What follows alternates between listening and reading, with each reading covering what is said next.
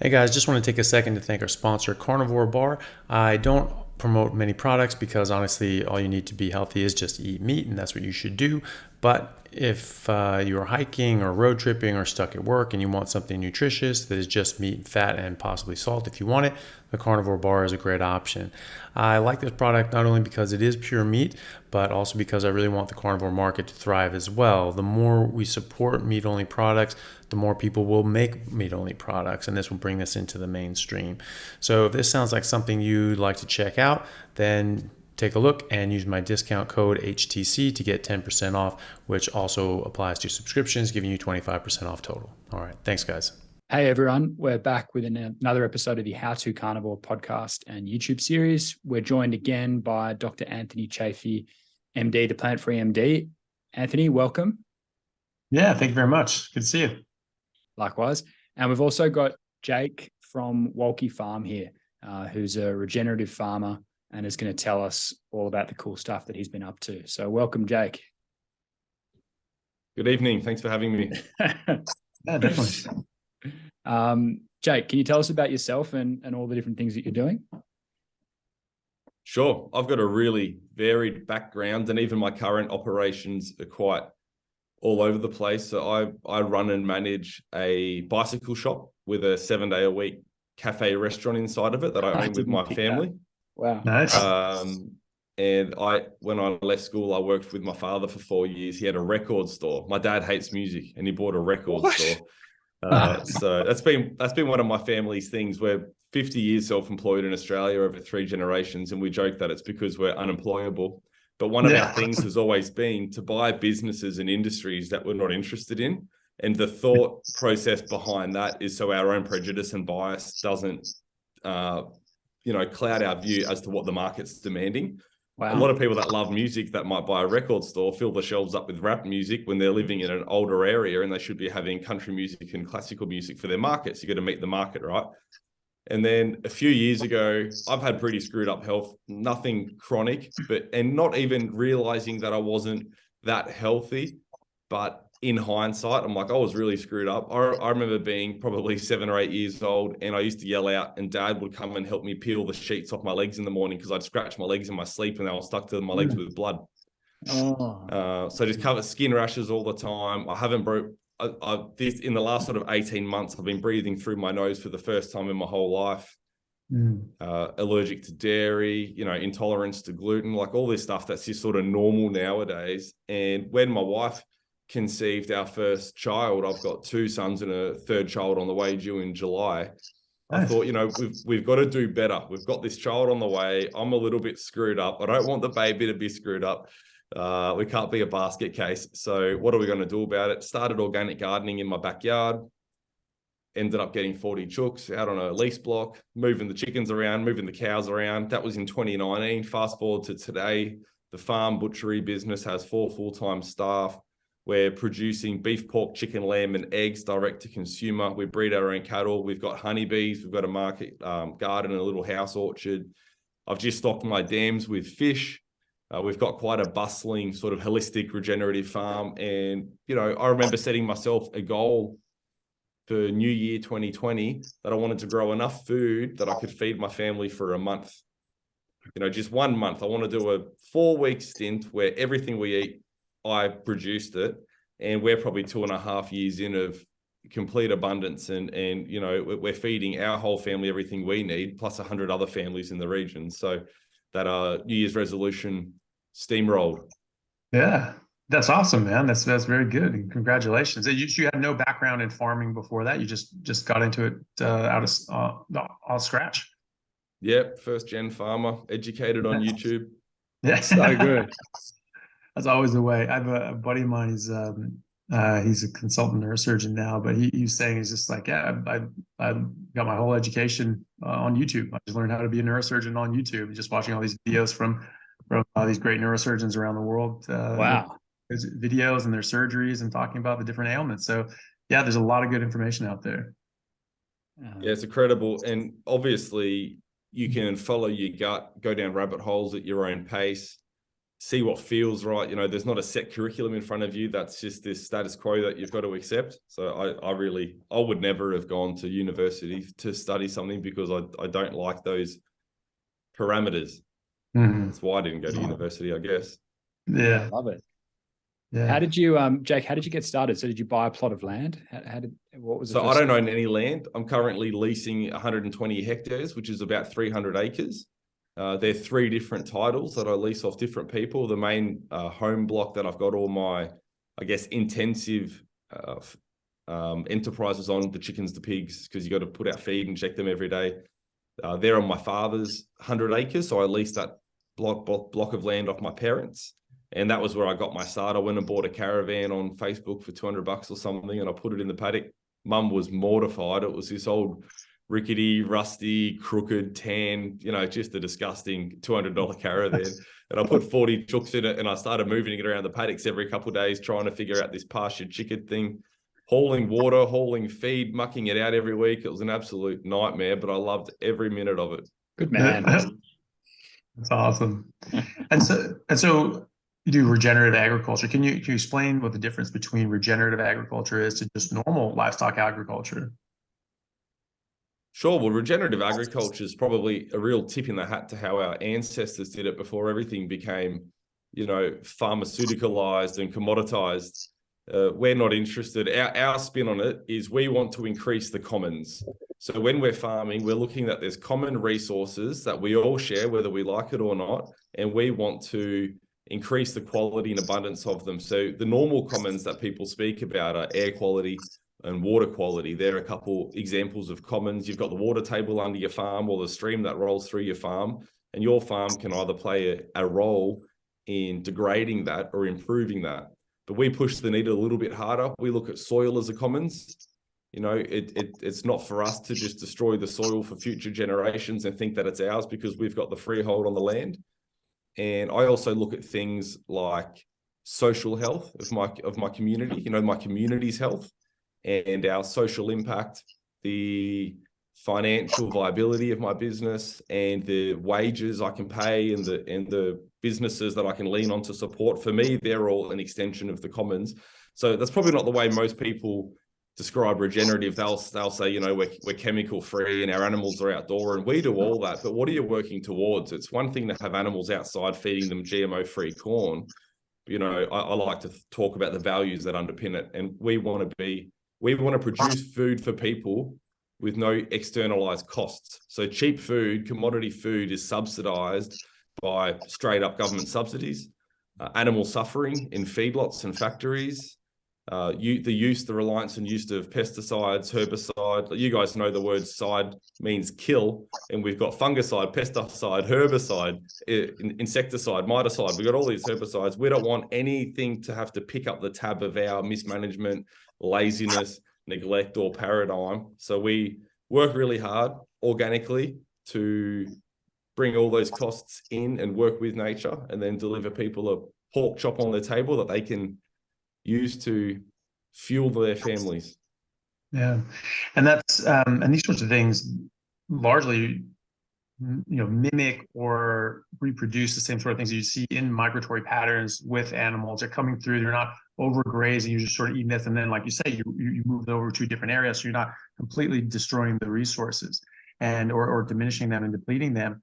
As far as the soil goes, like you say, I mean, animals play a very important role in that. The animals are eating down the plant material, and then they're recycling a lot of those nutrients into the soil. So as these animals come through and eat these things down and then leave their waste, they're actually improving the soil. So you can do this in a way that actually makes the soil better instead of slowly degrading and degrading and degrading. And that, I would imagine, if the soil is getting better and better every generation of animals that you have every season, that's going to make the nutrient component of the meat that you're producing much better as well, I would imagine.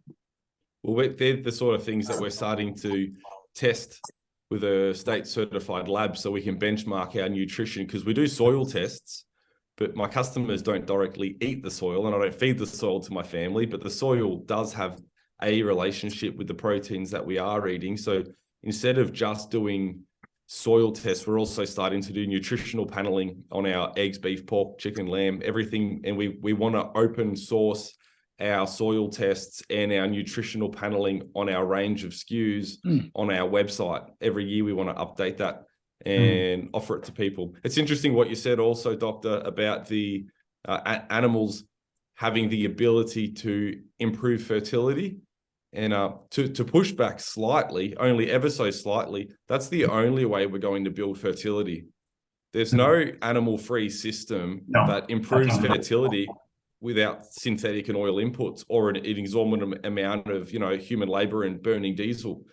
We need these animals to do it because we've been brainwashed in this last 10, 15 years that animals are somehow bad for the environment. But news check, animals are the environment. Yeah. It's the mismanagement of animals that can be bad for the environment. So we need to get back to the source of the seed, as my friend Texas Slim likes to say, and look at the way these animals move in nature, like you said, the migratory patterns. So we move our flock of sheep and our herd of cattle every single day, and 3-4 days behind where they are is our flock of 1,000 chickens, combing through their manure, upcycling those nutrients, breaking the insect life cycle. And we're just trying to, tip the hat to nature and be patient observers and go, we're going to work in with you best we can.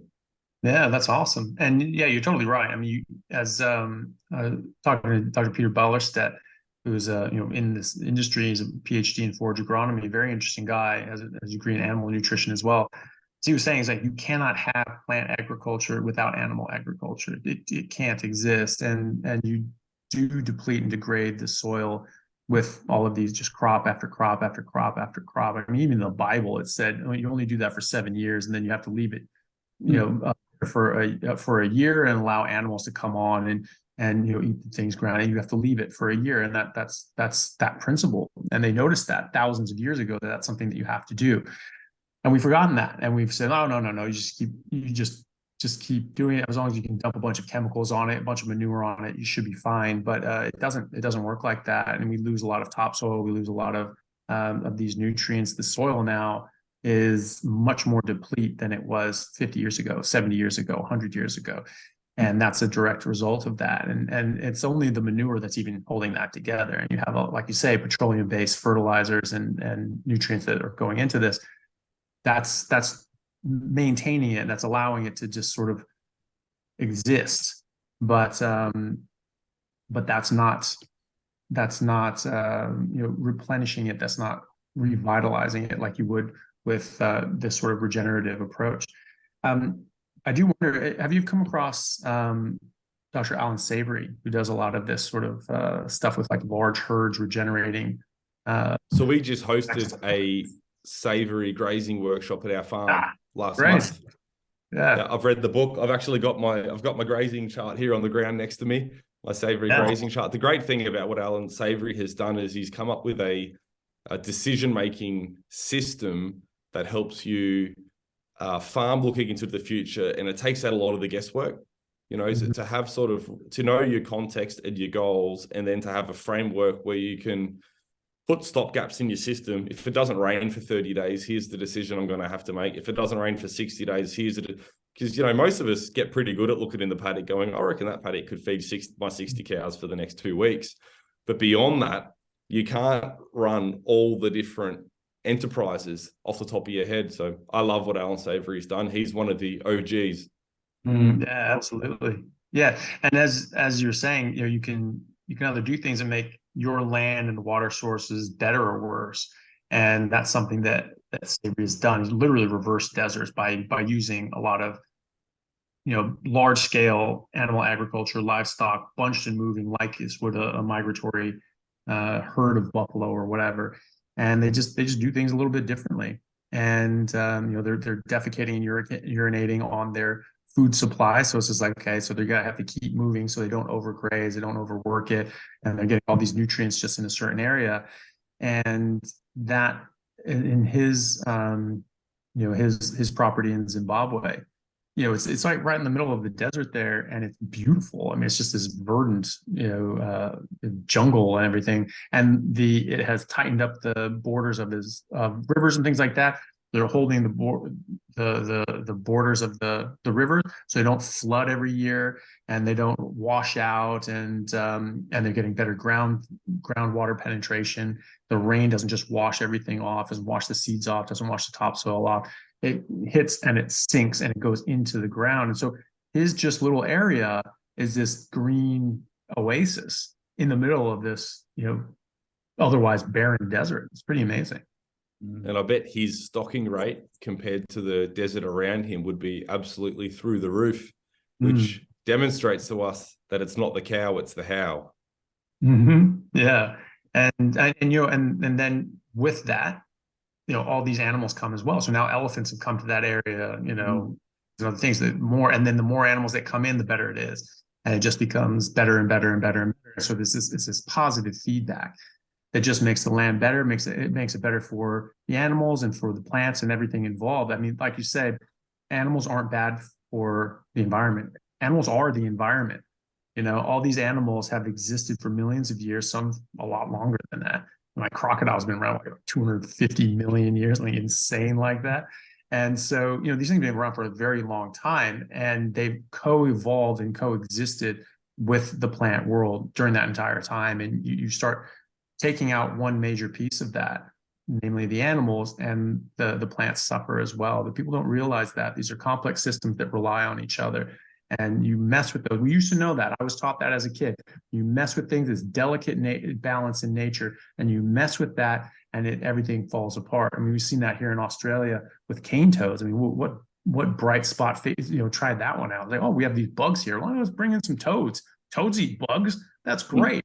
And what kind of toads? It doesn't matter. That's whatever. Cane toads, great. It's horribly poisonous, killing all these animals, dogs, and freshwater crocodiles that are eating them. Well, that's devastating. And then there's all these koalas. Who wants all these damn koalas? These fuzzy little things, not doing anything, not being productive, And so why don't we just reduce their breeding potential by giving them chlamydia? Because chlamydia can make you sterile. That's a great idea. Why don't we go around and give a bunch of koalas chlamydia? Oh, now you have a lot of koalas that have chlamydia. And like, oh, look at that. They actually do have sex. And so now they're passing as chlamydia. Now there's this horrible epidemic of koalas with chlamydia. And now the populations are dropping below what they want. So now these idiots are going around, giving antibiotics to, koalas in nature. It's just you're causing more problems. Frisky little buggers. Yeah, exactly. I think we've got one population here in Australia that are on an island that are being used to bring fresh genetics that aren't infected back into the mainland because they've been waterlocked. Okay. Wow. That's worth a shot. But it's just a problem that should never have existed, right? Yeah, exactly. Yeah, it's it's the problem of any complex system. You mess with a complex system, it's the law of unexpected results, or I'm blanking on it. But anyway, you mess with a complex system, and you're going to get a lot of changes that you were not going to be able to expect or anticipate, and there are going to be a lot of problems. You just leave these things alone and let them work. Yeah, for sure. Jake, you mentioned that you've struggled with your health for a long time, and then you sort of said to your wife, all right, it's time to do something about it. What was it that made you link nutrition and what you're putting into your body with your health? Because not everybody comes to that obvious conclusion, seemingly obvious. I think most people know, and they're just in denial because they're so addicted to sugar, carbs, smokes, and alcohol. My wife's a healthy person. I have not been a healthy person. I'm a lot better than I used to be. That's for sure. But I knew that if I had KFC for lunch, I had a wet cough all afternoon. I knew if I had a Snickers bar before lunch that I broke out in acne. I was, and even still, I remember being, 14 or 15, sitting in the doctor's clinic trying to find something for my acne because I didn't like all my pimples. I thought it took me off the dating market in high school. So I thought, can you give me a pill for this?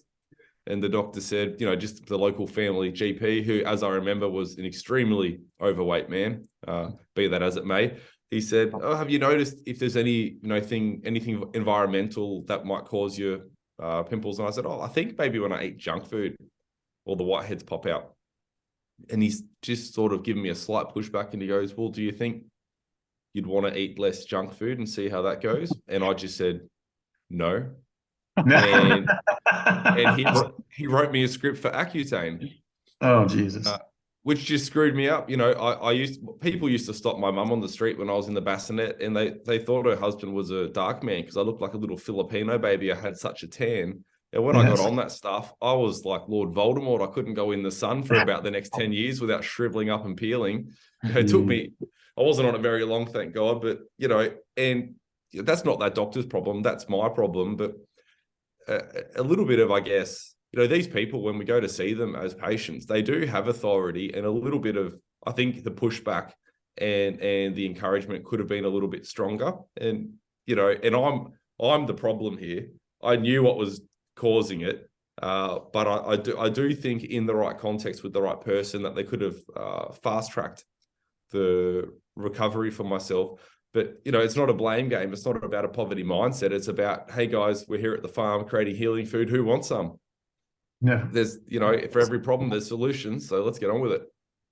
Yeah. And what have you noticed now? What are you eating now yourself? And like, what have you noticed as far as your health benefits? Heaps of kale, broccoli. Come on, guys. My wife is 20 weeks pregnant, and about 4 or 5 months before we conceived, we went pretty strict carnivore. Nice. And with our first child, you know, this is pretty intimate stuff here, but we're all amongst friends and no one else is going to hear this, right? No. For our first child, we tried for about a year to conceive, and I was 23 and my wife was 20, and we went to the GP and we said, what's wrong with us? You know, why can't we get pregnant? And she said, how long have you been trying? We said, a year. She just laughed at us and kicked us out of the room. But the reality is she said, try longer, come back in 2 years and then you've got a problem. But the reality is in school, you're told, look at a girl sideways. If you're not wearing a condom, she's going to be pregnant. No one talks about your cycles and your hormones and your mood and the right day of the week and peak ovulation and all this stuff as a farmer that you become intimately aware of. And then our diet, like just eat our diet, well, my diet especially, just full of these inflammatory foods, and cutting out all this junk was already pretty healthy. But, you know, we got rid of the last little bit of pasta and the little bit of sourdough on the weekend or something. And we conceived first try. My wife's had an amazing pregnancy so far. 0 morning sickness. She's working in the kitchen as a chef, as a line, like in our restaurant. She's doing 30 plus hours a week, running the household, helping out with the farm, full of energy, bounces out of bed in the morning. And to sort of segue back, we're now not strictly just meat, but we're basically just meat, dairy, eggs, and a little bit of fruit. Nice. Yeah, really good. And yeah, that's the thing that I've spoken to a lot of women that do carnivore pregnancies. Some women have had horrible morning sickness in previous pregnancies. And then as soon as they stop eating all the other stuff and just focus on meat, it just goes away. Not everyone gets that. Some people get like meat aversions. But the majority of people find that they get this massive benefit. And spoken to a number of friends of mine. One lady had hyperemesis, so she was having projectile vomiting every single day for 32 weeks. And then she was just sort of seeing my stuff more and more on Facebook at that time. And she just said, you know what, screw it, I'm going to try it. And just started just eating meat that day, gone, no more mornings. So it was really just her body's just like, get this stuff out of here. We don't want this crap anymore. The meat, like, yep, bring it in. And then her next pregnancy was flawless. And she felt a bit queasy for a couple of weeks, and that was it. She didn't vomit once. And now she's on her 3rd carnivore pregnancy, and she's feeling great. She has no problem. So that's something that I think is a direct result of eating something. You're much more sensitive to eating the wrong thing when you're pregnant. You know, your body's trying to protect the baby, and it's just like, hey, get this stuff out of here. This is bad for you. You know, like what animal in nature gets morning sickness and is just vomiting for 9 months out on the Serengeti, just puking? You know, you have pregnant lions, pregnant gazelles. You know, it's fight or die out there. And so if you were completely debilitated with fast swollen ankles and just vomiting just all day, every day, like that's a recipe for death in the wild. So it does seem a bit strange. And so it's great to see more people like your wife who are having much healthier pregnancies, and which I think was going to lead to much healthier babies. 100%. We not long read Dr. Catherine Shanahan's book on epigenetics, deep nutrition, and the generational consequences of lazy eating are frightening. Like when you learn that information, that should be a year 7 textbook as far as I'm concerned, because you realize that your negligence is giving your kids a really bad platform for the rest of their life. You know, it's not just you. I spoke to Dr. Max Goldhain about this. It's to explain it to someone like myself who's not medically trained and a bit of a dullard. It's like putting a tattoo on your arm and then your baby gets born with a matching tattoo. Yeah, you know, like they are taking your contributing to their starting platform. Interesting hearing you talk about that lady with morning sickness. I had one of my customers reach out to me that she's been having horrible morning sickness, and the only thing that she's been able to eat that hasn't made her throw up horrendously has been raw eye fillet out of my freezers. Nice. Yeah, very good. She's thriving. Yeah, really good. That's it's interesting you say that, and I totally agree. Like the whole epigenetic thing is something that people don't know enough about. But you have these epigenetic effects. So epigenetics means that you're triggering different genes. So everyone has a compilation of genes, but some are on, some are off. And sometimes you have little some introns and exons and these sorts of things change the actual protein that you code for, right? So in different tissue and different cells or at different times, you may cut out different parts of this protein and make this version of this protein of this gene, and maybe you turn it off sometimes, maybe you'll make a different one other times. So there's all these effects on your genes on which proteins you're going to make for your code. You don't just churn out all these proteins. You get signals that tell which ones to get printed at a given time and at a given rate. And so those are serious changes, right? So if you just have the code for something, that's one thing. But if you're turning things on or off in inappropriate time, that's going to seriously affect your health. And the crazy thing is that this actually has generational knock-on effects. Like you say, you get a tattoo and then your kid has a tattoo. And sometimes it actually magnifies in the later generation. So you get a tattoo on your arm and all of a sudden the kid has a big sleeve and then his kid has full body tats, and so it just sort of compounds. There was interesting work, I've mentioned this before, but it's a Dr. Pottinger, and it's called Pottinger's Cats. It's very interesting look at this sort of generational epigenetic effects on diet specifically, because you can actually do some science with animal nutrition. You can't do it with humans. Human nutrition is pretty useless, but animal nutrition, you can actually do a lot of really cool things. So this guy was doing this in sort of the 30s and 40s and looking at different cats, and he just found that they were very different health-wise, eating raw meat versus cooked meat, and that the cooked meat cats were much less healthy, and they weren't as playful and vigorous and all these sorts of things. They were doing surgeries on them for other experiments, and they just found the ones that were eating cooked meat weren't surviving the surgeries, but the raw meat ones were. So they're like, okay, let's look into that. And so they had a lot of cats and they bred them generationally, and they looked at their behavior. The ones that were eating raw meat were much more frisky, much more interested in sex with the opposite gender, and procreating. That's the definite. That's the biological purpose of life is procreation, right? And so they were actively doing that. The other cats weren't as vigorous, weren't as interested in copulating, and their kids were a bit worse. So they looked at the skeletons, they looked at the bone structures. They started off at the same level, but then the next generation of raw meat cats sort of got more developed, better developed cheekbones and brains and bone structure and everything like that, and they were bigger. And then the ones that were cooked, they were eating cooked meat, they were actually a little smaller, the next generation, and their brains were smaller and their cheekbones weren't as developed. Mm-hmm. And bone mineralization went from 14% down to like 7%, something like that. And so that was strange. And then the third generation, they're even smaller brains, even less developed zygomatic arch and cheekbones. And now their mineralization was only 3%. Instead, it was like their bones were like foam rubber. And they were just getting all these breaks and all these fractures. Like one cat had something over 40 fractures in its skeleton. It was just appalling. That was a poor little thing. And they were just not interested in playing. They were not interested in procreating. The ones that did and were able to successfully mate either didn't get pregnant or had stillbirths and weren't able to carry to term. And none of them, they could not get a fourth generation live cats, couldn't at all. The raw meat ones were doing great the whole way through. Then they said, okay, so where that ends, right? And that's why you say, like, when people say, oh, well, we're probably eating X, Y, and Z. And if you have this deficient, blah, blah, it doesn't make sense that if we were eating meat, we would be deficient, because you can't make it through the ice ages with that effect, because eventually you're going to run out and people are just going to die out, right? So we must have been able to do very, very well with just eating meats. That's an aside. So then they put these unhealthy cats, these third gen cats, on raw meat, and they got much healthier, and they were able to sort of do better, and for their whatever they developed into, they were able to thrive as much as they could. And then they were able to procreate. But the thing was, it didn't just come back the next generation. They didn't just all of a sudden, oh, now they're healthy again.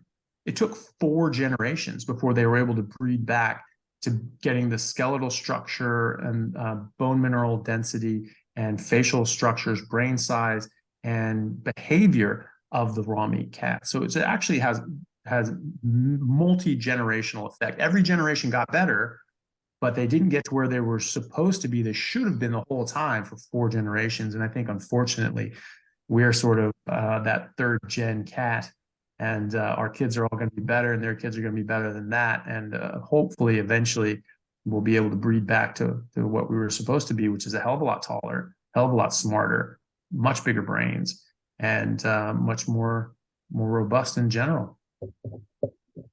It's just such an important thing for people to hear, because once you hear that, you've got this duty of care flick in your brain for your progeny and your bloodlines, and you should lose sleep if you hear that and you're prior to breeding and you're still drinking thick shakes and binge drinking on the weekend and eating KFC for lunch. Like, you should be losing sleep about your behavior. Yeah, I agree. Yeah. And, if people talk about the different reasons why you eat plants or don't eat meat or whatever, and that's fine. But, any sort of ethical qualms really go out the window when you're okay, compared to what? We don't really have an option here. You can't have optimal health without eating meat. You just can't. Even with supplements and all these sorts of things, you just can't. And so if you want to do that to yourself, that's your business. But imposing this on not only your children, but everyone else's children is pure evil. You are not allowed to do that. You are not allowed to destroy a child's life and generations of children after that, just because it makes you feel better and warm and fuzzy at night. Well, it's simply not your. It's sanctimony, isn't it? Like, you're offering your child, in the court of popular opinion almost. I've got family raising their infants and toddlers on vegan diets, which, what a contrast. I'm over here, basically carnivore farm. I grow it all on the land, and then you've got the vegan family over there. But it's sad. I've last time they were here, I weighed they're the same age as my children, so I weighed my kids and measured their height on the wall, and then I did the other ones. And, there's a lot of variance, isn't there, that could affect those sorts of outcomes, but it was night and day. Yeah, and that'll compound as they age as well. So there was interesting, because in nutrition, it's all pretty useless information in human nutrition, and it's all biased by the Seventh-day Adventists, who really invented the field of dietetics in about 1917. They actually founded organizations to look into this, but they have a religious bent, and they think that meat is sinful and that it makes you lustful, and so you shouldn't eat it because it's evil and it's wrong. So that they already have a bias, and that's a very big bias. And so they're putting out a lot of these things, and it has a very specific bent. And so people say, oh, well, when you eat more vegetables, you get all these better outcomes. They've never compared that to a whole food meat-based diet. So you don't have these studies where you're looking at whole food meat-based diet versus whole food plant-based diet and these things that come out. It's always, well, increase the amount of vegetables that you eat. Okay, and these guys do better. And the people that eat sort of more vegetables, okay, but what else are they doing? They're probably more health conscious in general. They're not smoking as much. They're not drinking as much. They're exercising more. That is a thing. And these are confounding factors that confuse the issue. And so they're not comparing like to like. They're comparing apples to oranges. And so if you're not comparing whole food plant-based diet and a whole food meat-based diet, you have no comparison. You have no study that actually matters in that field. The only study that looked at that I know of was published in 1931 in the Journal of the American Medical Association, JAMA, and it was very interesting. They looked at 2 African populations that were living naturally, and the Maasai, which are predominantly carnivore, just eating eggs, meat, and blood of their cattle. And then I think it's the Akikiu, that's how you pronounce it, was a neighboring tribe that was very interesting because they're very similar genetic populations, because they actually were next to each other. So there was intermarriage and interbreeding. So they had a very similar genetic heritage, but they were eating largely whole food vegetarian diets. And this is a vegan's dream, right? There was no pesticides to speak of in this part of Africa, especially in 1931. And so they were eating largely whole food plant-based diets that aren't these new GMO, constructs that have come out of nowhere. These like real plants that they've figured out that they could eat. And then the Maasai, they're just eating meat and dairy, and that's it. What were their differences? The Maasai were on average, same genetic population or similar enough, on average 5 inches taller for adult males, right? Massive. Larger brain size in the Maasai, less illness, less chronic disease, less nutritional deficiencies, less mineral and vitamin deficiencies. They checked the blood of all of them. They found a lot of deficiencies, and there's just very low numbers, a lot of anemia and low iron in the Akikiu. They get sick a lot easier. They didn't heal from wounds as fast, and they found that just by just replacing the nutrients that they found that they were deficient in wasn't enough to actually get the health benefits that they found as contrasted with the Maasai. But when they put them on meat and just started feeding them meat, they did get all of those health benefits, and all these problems that they had before went away. So that's really the best one that we have, and it's pretty damn good. And so after that, if we're going to have any meaningful conversation in this, the only studies that we should be doing now are not just, oh, here's a survey, do you eat more or less of this? You compare people who eat a whole food plant-based diet that every vegan would agree this is the right way to do it, and a whole food meat-based diet, which all of us would say that's the right way to do it. Those are the only comparison that matter in this discussion, because that's what we're discussing. That's what we're saying. You shouldn't eat meat. You shouldn't do a carnivore diet because it's bad for you. Plants are better. Okay, well, we don't have a study that shows that. So that's a comparison we need to do. Yeah, well, comparing whole food vegan diet to people who eat out of the aisles of a supermarket is just a nonsense. Yeah, of course. Yeah, that's right. Exactly. Meat lovers pizzas, and they're claiming to be a big meat eater. This sort of contrast. But it's not even meat lovers pizza. It's just pizza, period. Because sometimes the toppings are meat, therefore pizza is meat. What we're talking about, some of these epidemiological studies, they look at surveys, they say, well, how much of this have you eaten? How much of that have you eaten? And they say, oh, when you eat less meat, things get better. In some of these studies, a lot of studies say the exact opposite. They actually, no, they don't have any problems. In fact, a lot of studies, there was one that looked at 175 different countries, corrected for a lot of confounding factors like socioeconomic factors as well. And they found that the more meat people ate, the longer they lived, the healthier they were. All right. So it's not that all the studies say this. That's nonsense. And the studies that do say that are pretty garbage. And so they look at these things and say, okay, well, do you eat pizza? How often do you eat pizza? Oh, okay, eat pizza 3 times a week. Well, sometimes there's meat on pizza, therefore meat is pizza. So that counts as a serving of meat. That's nonsense. That is a clear intentional deception. And so that's what you tend to find in these epidemiological studies, most of which are pushed forward by Loma Linda Medical Center and the Seventh-day Adventist Church. So Loma Linda is run by the Seventh-day Adventists, and these schools of dietetics, which the Seventh-day Adventists founded. And so they are going to manipulate the data and manipulate the studies to get the outcome that they want. As we know from any sort of industry research, the person paying, the only thing that we know from more than anything as a certainty in research is that the person paying for the study generally gets a favorable outcome in the study, or else it doesn't get published. There are studies that go out and say, yeah, this shows your product's bad, let's publish it. And they say, you do that, we'll sue your ass. And so they never make it, And so that's the thing. So their industry is pushing a plant-based agenda. And what do you know? All their studies are showing that plant-based is better. Like, I'm shocked. I'm seriously shocked. I can't believe this is happening. Switching gears a little, Jake, I saw you on the news talking about the world's first 24/7 staffless butchery. What is going on here? It sounds amazing. So about 2 years into our farming journey, so we're raising the animals on farm, processing them and selling the meat direct to consumer. We're not selling anything off into the commodity market. It's all going direct to consumer. Awesome. And the way the food supply chain here in Australia works is you drop it off at your local abattoir, which I think the Americans call processing centers. It's where the animal gets slaughtered. And then it gets consigned to a local butchery that's got a certified boning room where they can do the butchery work. And then you can pick it up there and you've ticked all the boxes along the supply chain. So you end up dealing with ma and pa butcheries to receive your animals, cut them up how you want it done. And the reality is these stores don't have much capacity for volume. You know, they're normally, butcheries are generally quite small businesses in terms of footprint. You know, refrigeration is expensive to run, expensive to set up. So a great local butcher was doing a body of beef a month and a couple pigs a month for me. And then COVID happened and the abattoir started having to do cut shifts because of, you know, instead of the guys standing 2 meters apart, they had to stand 4 meters apart, you know, whatever they had going on.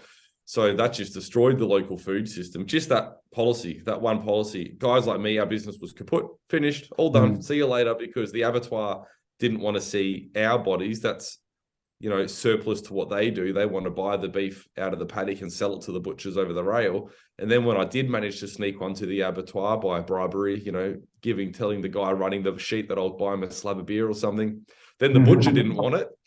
And I sort of thought, you know, even when COVID's over, where I want my business to go in terms of scale and volume, because of this, you know, this drive that we have to feed people, there's still going to be no capacity. So we had to buy our own butchery. There was a store in town that was on the market. It was closed down, but it had been a previously run butchery for about 75 years in Albury. So a lot of heritage in the building and a lot of cobwebs and little rick-rack add-ons out the back that I've found over the years. So my wife and I purchased that, renovated the boning room, put some butchers in there and started cutting meat. So now we do custom processing for 15 other local farmers that sell their protein direct to consumer. So we'd cryovac it, gluten-free sausages, whatever you want, custom branded label. But to get to your point, there was a shop front out the front, which people were used to coming in and buying meat. And people kept asking me, when are you opening up the shop front? I said, well, we're never opening up the shop front. This is purely a processing facility for us. We sell the meat to the local supermarkets. We sell the meat to the local restaurants. We do monthly house deliveries, buy the meat there. And one of my friends who owns a smokehouse in town, I was talking to him in December. It must have been 2020. And he said, when are you opening up the front? I said, we're not. It's not what we're interested in. And he looked at me, he said, you'll have it open in March. And I left that room and I'm like, you dog, you know, you've waved this goalpost, this finish line in front of me. And so I madly figured out how to make it work, because the reality is all of our produce was already being sold elsewhere, basically. So we didn't have much inventory to sit out the front. It'd never justify a salary if someone's sitting there scanning it. I thought I needed to do a vending machine. And that wasn't as easy as I thought it was. I thought I could just buy a big vending machine and bolt it into the wall, but just a bit of a pain. Or then I thought I'll do like a self-checkout, like a supermarket, or buy one of those hardware units. People can come in, check themselves out. They're expensive, proprietary. So I ended up figuring out, I basically merged a 24/7 gym, you know, the access and hardware that you use at a 24/7 gym, with some interesting software that helps people self-checkout. So now I've got almost 400 members that can self-access the butchery 24/7, completely staffless. They use their unique code that they get by coming to a farm tour. The farm tours cost nothing but 3 hours of your time. I'm very greedy. I don't want to charge you $10 for the farm tour, but I want 3 hours of your undivided attention so I can give you a sermon in the pastures. And once you've managed to sit through that for 3 hours, you get a code. That's our vetting process. You know, you get a code, you come in 24/7. There's an app on your smartphone and you open the app and you scan the barcodes. You hit pay. You can pay with fiat. You can pay with Bitcoin. If you had gold bullion and you wanted to slide it under the door, I'd accept that as well. Love it. And then they leave. And the follow-up question is, how much theft have you had? Well, in the beginning, I thought I could handle a bit of shrinkage because I'm saving a $60,000 salary every year. So if I have $10,000 worth of theft, it's not the end of the world. I put a couple security cameras in there. I know my customers, and in over 2 years of operating, we've had zero theft. Nice. That's awesome. So Jake, just to sort of to recap. So how many people are members? About 400. There's not 400 super active members. I've probably got, there'd be 20 diehards that are in there multiple times a week, and then probably another 50 that would come through on a monthly basis. And do this they is pay not for the main. membership? The memberships are free and the farm tools are free. It's just time. Mm-hmm. And so they're cutting their own cuts, or like how does that work? No, it's all pre-packaged, cryovac in the freezer. Right, so barcodes you're coming in and grabbing what you want and things like that. Yep. So scan it, it tallies it up, and then you tap your card. Is that right? Well, you scan it, it tallies it up, and then you enter your card details on the app on your phone. Because you're using your phone is the hardware. You just downloaded a free app, or it syncs up to your Apple Pay or Google Pay. Yeah, very cool. Yeah. It's brilliant. And the quality must be unreal because they're buying direct from your farm, and it's literally animal is killed. Whereabouts is the animal killed? Bit under an hour away. Yeah. And then it comes to the boning room. Yes. It gets all chopped up and butchered, and then it goes into the fridge.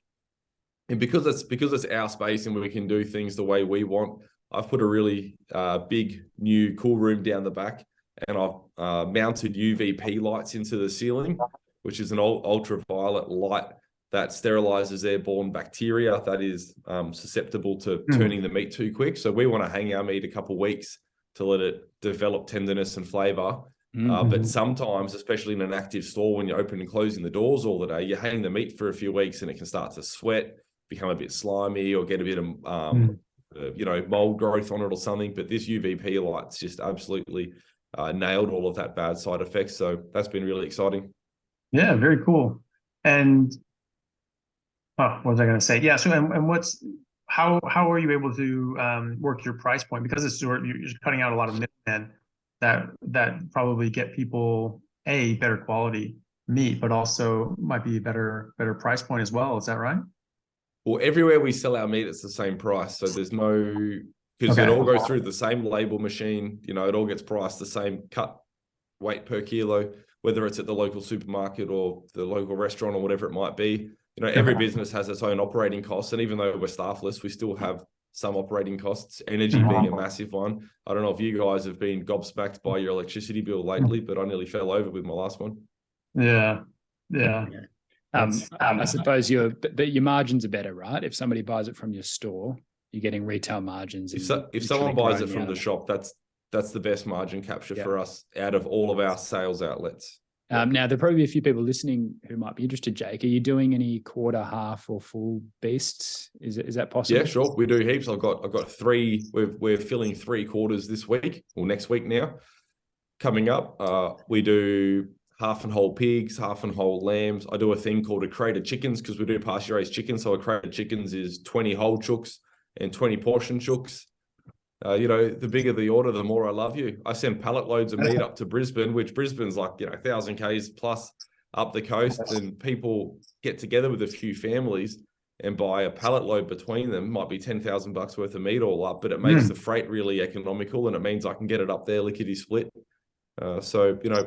This industry needs to scale. We've got a lot of cottage community-minded people, which is all brilliant. Like, we need small producers, but we also need some people who are ready to feed the world with this integrity-based foods that aren't, soaked in commodity inputs, antibiotics and drenches and pesticides and all of these things. So we're really excited to push the needle up a little bit and get some more produce out there. Nice.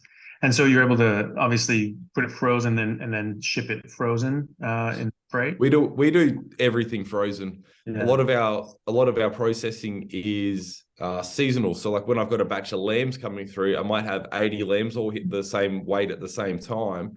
So we'll pump them all through the butchery, but then I might have no lamb for 4 or 5 months. Right. So, on one hand, in the beginning, people found the frozen, like I was bashing my head against it a little bit because people didn't like the lack of convenience. But once you explain to them about how convenient it actually is having a 600-litre chest freezer in your garage, and you've got 4 months worth of food security for your family sitting there begging to be eaten, you realize that our perception of what is actually convenient and what is even wealth is actually wrong. And so we've had a lot of success convincing people to fill up their freezers. And I don't think I've been asked about why is your meat frozen for 2 years. It's just something that the consumers accept. Okay, nice. No, yeah, it needs to be. Yeah, I mean, are you able to ship out to Perth? If you ever do like a pallet out to Perth, or is it only Brisbane so far? Well, I haven't gone that far west, but I do get asked a lot in Perth. And basically, all it would need would someone to be to pack a pallet.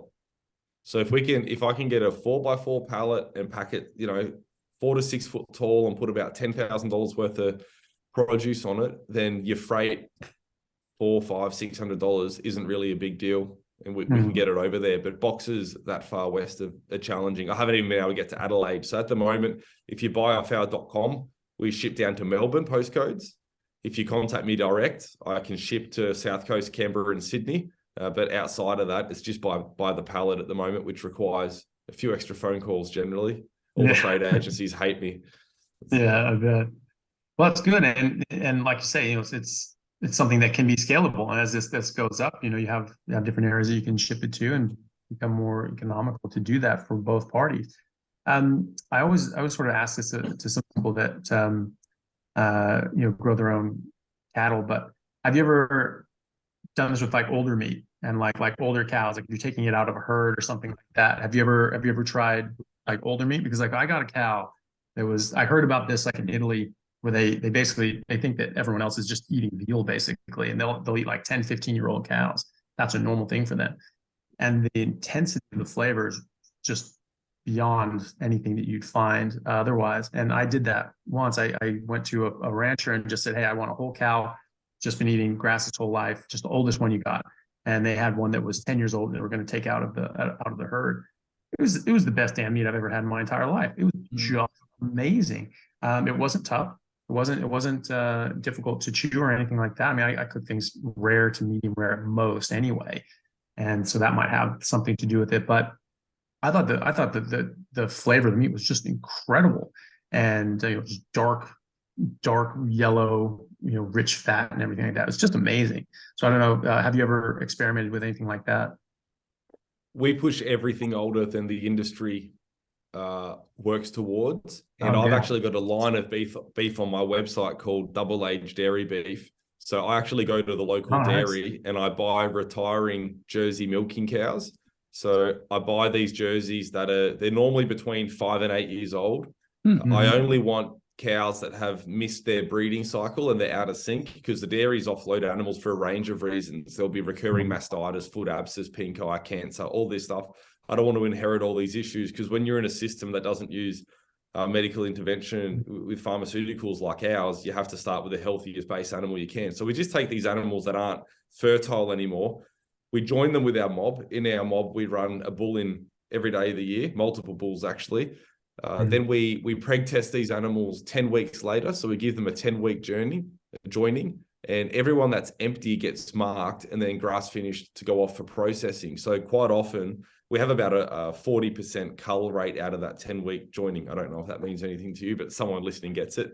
So those animals, they've come out of a dairy where they've had a mixed feed their whole life, right? They've had a bit of grain, they've had a bit of silage, they've had a bit of whatever it is. So we don't sell it under our grass-fed and finished label. But they're quite often, like you said, I think the oldest one I've done is 14 years old. We grass finish them it's normally a minimum of about 6 months on our farm. And then when we get to the butchery, we generally hang them 3 to 4 weeks in the cool room just to really let that meat relax. It's been standing up a long time, just give it a break, let it hang out for a while. And that line of meat in our label is the most polarizing out of all the meats, all the produce we do, because some people buy it and they go, that's not for me, I can't have that anymore. But do you know why? They say it tastes too beefy. See, we've been brainwashed as a society to want bland, moist food. Like if you actually look up these feedlot chicken factories, like your Ingrams and your Hazeldeans, these big boys that put out all the $8 chickens, Matt Evans, on his book On Eating Meat, wrote about how he found they had internal notes that they would use to breed towards benchmarks of palatableness of the food. And two of them were bland and it was bland, moist, and tender, I think, were their things they were striving towards. So when people buy this dairy beef and go, I can't handle it, it's too beefy. Like, well, that's what food tastes like. Like, we're going back to real old food here. But on the flip side, no restaurants want my beef, because you can get grass-fed and finished beef, which is all just commoditized. You know, you can get grass-fed and finished beef from an animal that spent the last 4 months of its life in a feedlot getting fed lucerne pellets. You know, so it's not a great claim. So I can't compete with that. But when I get these fine dining restaurants that try my aged Jersey beef, they go mental on it. We're supplying a 2-chef hat restaurant in Beechworth here, Provenance, who does set menu, Japanese style, and he absolutely loves the dairy beef. He holds every single rump I process. He takes every single whole rump. Nice. Yeah. What do you, Jake? What are you eating yourself? Do you go for the dairy? I mean, because you can have whatever you want from the butcher shop, I assume. Sure. Yeah, we eat a lot of the dairy. It's not as widely available. Like, we're processing our grass bodies all year long. The dairy beef comes in 2 batches a year because the dairies destock twice a year. So we've got like a 6-month lag after their destocking, if that makes sense, when we get it on and finish it. And it does sell really well. Like, the consumers go nuts on it. And I don't like to get in the way of sales, but we as a flavor profile, dairy is our preference at the moment. Yeah, that was exactly what I noticed. I did a taste test between like a New York strip, like prime New York strips. In America, they have prime choice and all that sort of stuff. So prime is the top one. It has best marbling, best fat. And so prime New York strip, and I had the older cow New York as well. It didn't have the marbling, just had a fat, rim around it. And so I started eating the prime cut, and I was like, wow, this is amazing. I love this. I just love just meat all the time. It's amazing. And then I tried the older cow, and I was like, God, this is so good too. This is just so amazing. And I just ate another bite of that, another bite of that, another bite of that. And I was like, all right, I'll try the other one again, get a comparison again. I could not taste the meat in the prime cut. I couldn't taste it. I couldn't taste any beefy. It just tasted rich because it had a lot more fat, but I could not taste any beef flavors. It completely overpowered it. And I really like that. I like beef. I like the taste of beef. And so for me, that was perfect. And so if you go back in history a couple hundred years, you look at the cowboys pushing the cattle across the country. A finished steer back then was 4 years old. Right. We're reading animals as young now? as 16 months now. Yeah. You could get some animals as young as 16 months. I've processed some grass finished animals at 16 months that I think were exceptional. Normally it's probably closer to 18 to 20. But then you've got the other end of the spectrum. You've got Wagyu cows that have been finished in a feedlot for 600 days. I saw somebody talking about on social media the other day. So they're standing in a feedlot for almost 2 years. Yeah, well, getting sick, getting cancers, Yeah.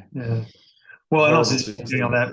Yeah, that muscle, that intramuscular fat, that marbling, like that's from the carbs and the grains and things like that. That's what people forget, and we eat carbs and grains. That happens to us as well. Like, you want muscles, or you want, like grass finished, no marbling muscles. Like, that's what I want. Yeah, 100%. I sent a photo of us. This got me in trouble online, and I had a few Wagyu ranchers slide into my DMs and tell me to pull my head in. But I sent a photo of a Wagyu Scotch, incredibly marbled ribeye, to a doctor friend, and I said, if you MRI'd a patient and their muscle came back like this, what would you say? And he responded, elderly pre-diabetic. Yeah. At best. Yeah. And so I put that on Twitter and got in trouble. So we do see that. We do see that on MRIs, and quite a lot of times you'll see this. You'll see like the different muscles around the backs, the paraspinal muscles and everything around that. So we're looking at the spine, but you actually see a lot of fat, intramuscular fat in there. There's a lot of marbling, and I was speaking to someone. They said that they were at a conference and someone was presenting on back pain in general, and they found that was a very, very strong correlation with back pain, was a lot of intramuscular fat in those paraspinal muscles. And you think about it, like, there's not a lot of strong muscles that are holding everything together, are holding the joints together, so they're just rickety and creaky. And we know from arthritis in general that the stronger your muscles are around that joint, the more protected they are, the less pain you have. And so when you have all this intramuscular fat, that's not good for you. And you have a lot of back pain, you have a lot of other problems as well. And that comes from eating grains. Just the same thing that would happen to a Wagyu cow. The way you get that Wagyu marbling, that's the same way that we'll get that marbling. It's the same thing. And just the fact that people don't recognize that and realize that is shocking to me, because of course the same thing is going to happen to both. There is a genetic aspect of the Wagyu's predisposition to marbling, and they can be incredibly marbled on grass, not to the level that you see on Google Images for Wagyu, but I've actually partnered up with a grass-fed and grass-finished Wagyu producer in Queensland. I can't name who they are because they're wanting to remain anonymous, but we're going to be doing a mineral benchmark on a nutrition panel on the meat, and then benchmark it against my animals. We're going to be looking at cortisol as a benchmark for stress, and we're going to be looking at urea, which is a personal interest of mine because the cattle that I use in Goonie have got a urea level close to a goat, which is another whole rabbit hole we can go to. And we're going to compare fatty acids and that sort of thing. And then I'm trying to find a Wagyu feedlotter that will let me test their animal and do these animals that have been eating corn for 200 days, because I'm really interested, because you can get a very marbled Wagyu out of the paddock with grass, but it's, and I just want to see how all that works. It's just a really interesting topic to me, because you look at the nutritional, vigor out of different foods, and all the most highly prized, most beneficial foods are quite often these wild harvest, very lean animals, your elk and your deer and things. And I'm pro fat, we run tallow in our deep fryer at the cafe. So it's a little bit of cognitive dissonance that I'm trying to work through in my own head as to why I'm pro fat, but the leaner animals do better. We're trying to sort it out. Yeah. Well, that's the thing too. I was talking to a rancher when I first got to Australia, and they were saying that the whole push on getting away from fat being bad, actually led the market to, they started breeding out fattier strains. And so they started breeding leaner and leaner cows. And so like he was saying, it's like, we ruined the livestock in Australia. We bred for these super lean things, and now they don't have as much fat. And then people say, oh, well, now you have to grain finish them. It's like, well, what do you want? Do you want the fat, or don't you? Like, where the hell are you going?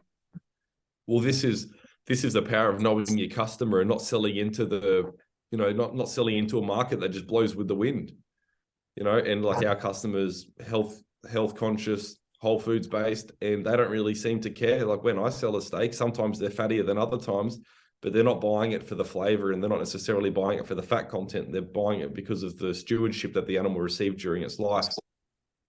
Yeah. And that's another thing too. There's that reason, you treat an animal badly in these feedlots and things like that. And that's not a nice thing. So people can vote with their pocketbook as well. And they can go towards people like yourself that, they know that this animal had a great life, and probably a longer life than most other animals as well.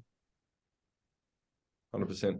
Yeah. Especially with the dairy cows, if you end up being able to ship out to Perth, let me know. We'll get one of those dairy cows.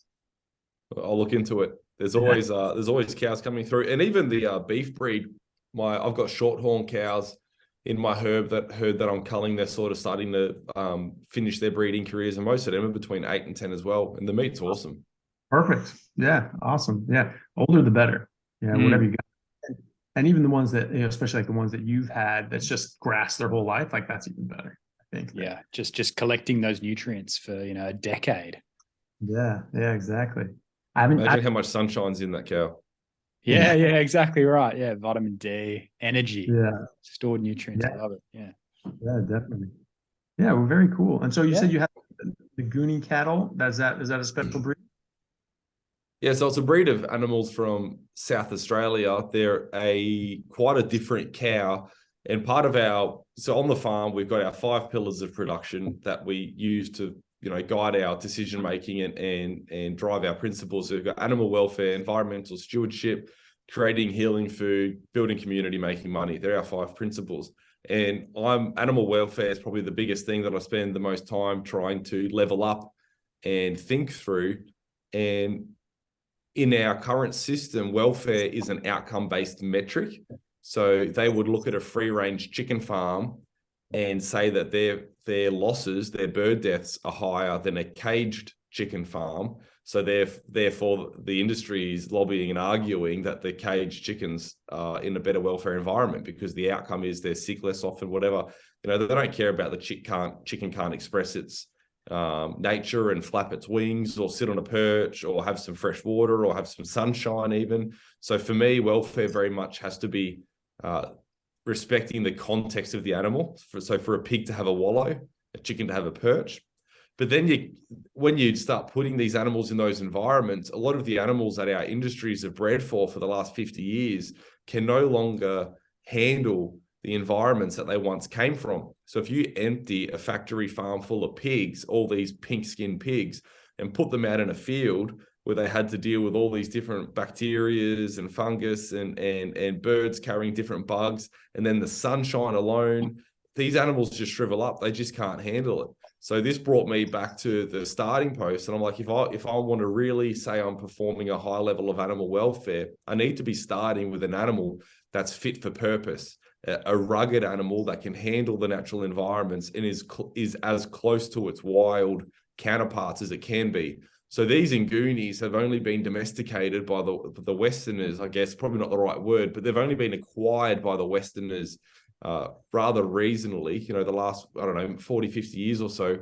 Yeah. And the South African Afrikaans that got these bloodlines traded them off the Nguni people and the Zulu tribes. These are their tribal animals. So You've got, up until very recently, you've got animals that have lived hand in hand. They've lived lockstep with humans, but with no pasture improvements, with no pesticides, with no drenching, just for these migratory people, and the animals have been with them.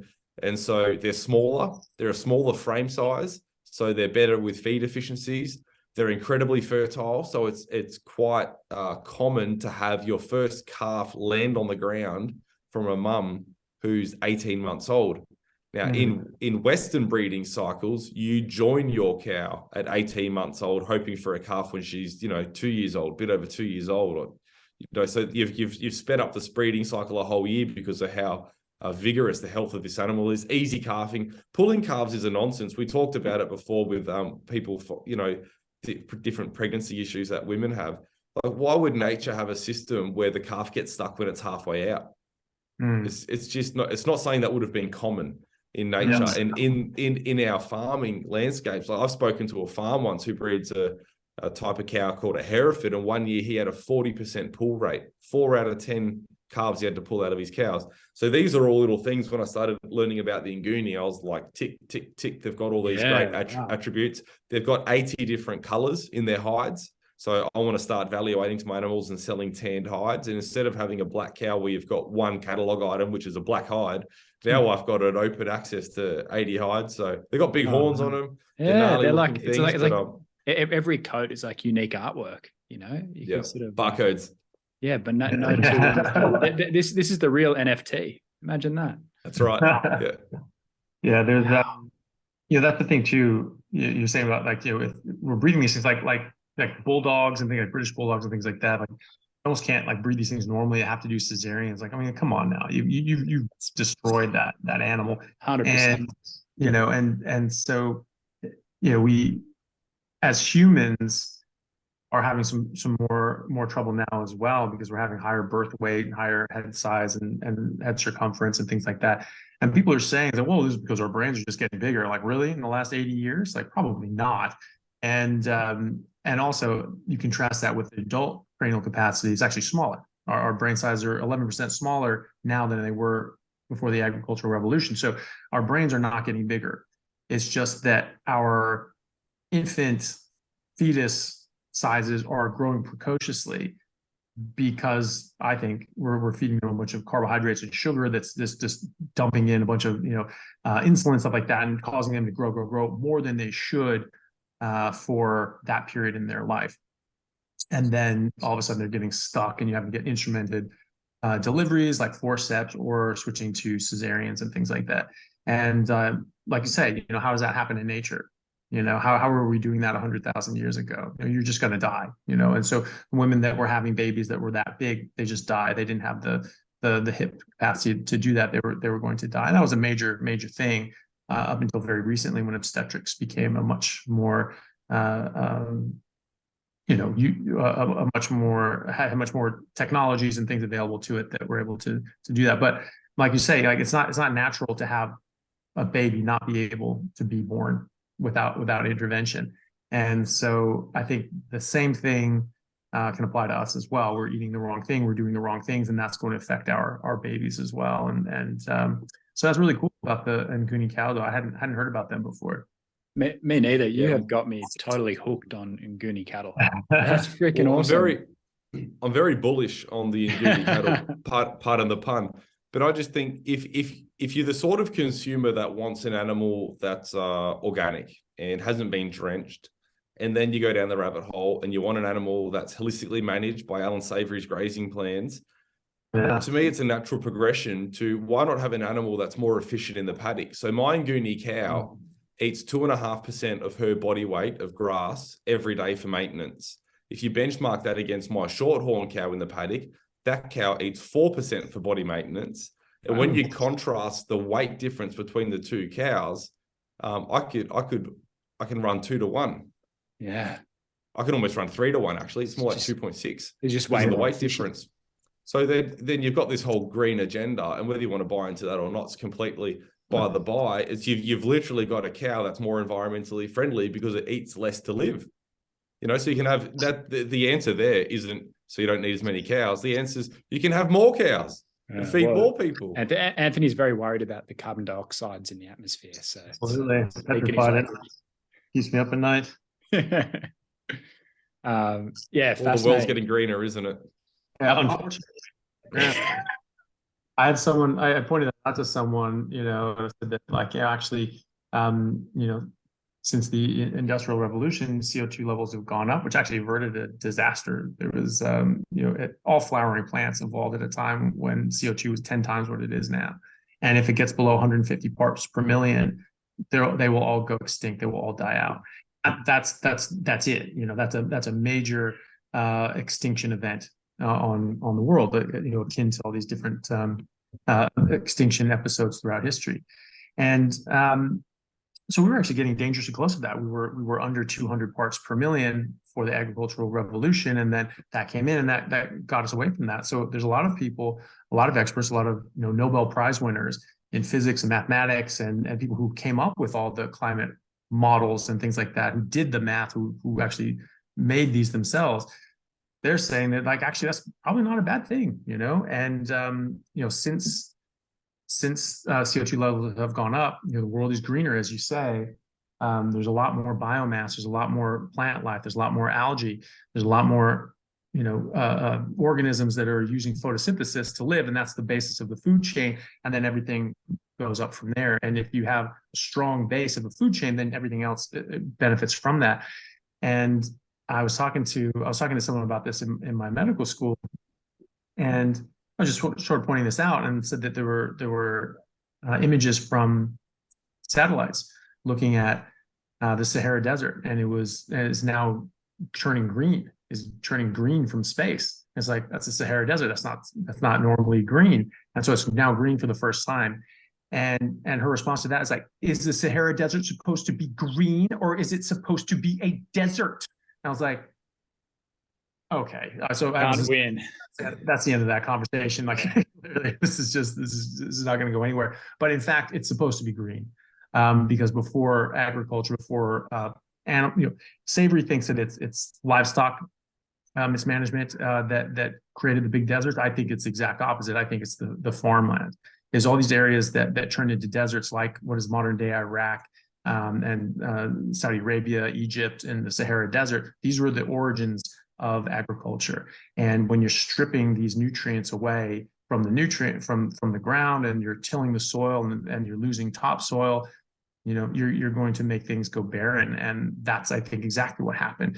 You had the Hanging Gardens of Babylon. You read Gilgamesh, it talks about these savannas and deer and cedar forests and things like that, is what modern day Iraq. Now that's where they started farming, and that's where they just wiped it out into desert. The Sahara Desert used to be, again, jungle. Egypt used to be jungle. They took soil samples underneath the pyramids and the Sphinx. They found that that's actually that they were built in jungles. Those were jungle pyramids. Those were jungle people. So all these like movies about, the 10 Commandments and things like that. And like everyone's always Egypt and everyone's like desert and walking around. Like, no, that's not what it was. Those were jungles. And they think they've wiped them out because of this agriculture and which happened in the middle of America during the Dust Bowl in the early 19th century, or 1900s, I should say, 20th century. And that was turning into a desert. We almost had our own Sahara Desert in the middle of America, which was one of the most, fecund and fertile areas of the world. It had hundreds of millions of buffalo and other big animals going throughout there. The grass was, 10, 12 feet tall. And the topsoil was, like, I don't know, 10 or 12 feet thick. It just went down forever. And we almost destroyed that. We almost turned that into a desert. And they figured it out. This is from, chilling crops, and rain and wind blows these stuff away, washes this stuff away, and we're losing all the topsoil. And that's what it was. And then we changed our farming practices and it helped. But, the Sahara Desert used to be, very green and vibrant. And we've seen again in satellite images with infrared sort of imaging, there's actually like settlements and cities like all throughout what is now the Sahara Desert, right?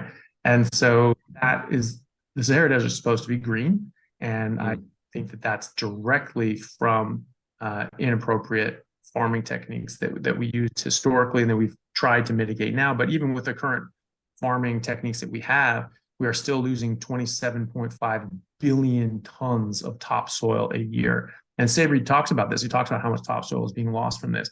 So, but I think he's still sort of in that mindset of what he was taught, that, oh, animals are bad, animals are bad. But he got away from that and said, no, animals aren't bad. I'm seeing the opposite. But he still learned that, oh, animals cause these deserts.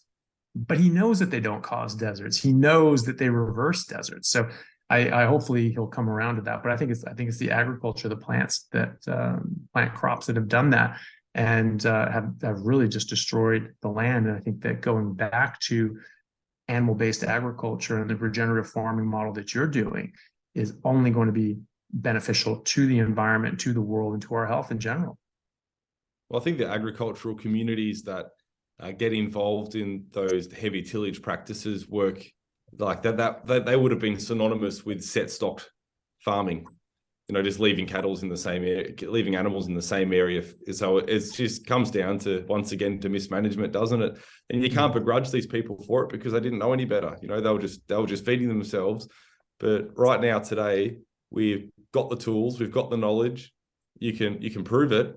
When I do my farm tours, I show people go out early in the morning. I've got one this Sunday coming up. We have about 50 people come on the farm monthly. And we walk out in the paddock and it'll be, 7:30 in the morning. So the grass will still have dew on it. It'll still be wet from the night. And if you sit down, you'll be saturated. And if you dig under the leaves of the grass, the ground will all be moist and it'll be like chocolate. But then immediately next to it, where the road starts, where we drive our tractor into the paddock, right where all the vegetation finishes, it's dust and cracked earth. Mm-hmm. And the only difference is ground cover. And the only difference that those two pieces of land have is different management and use.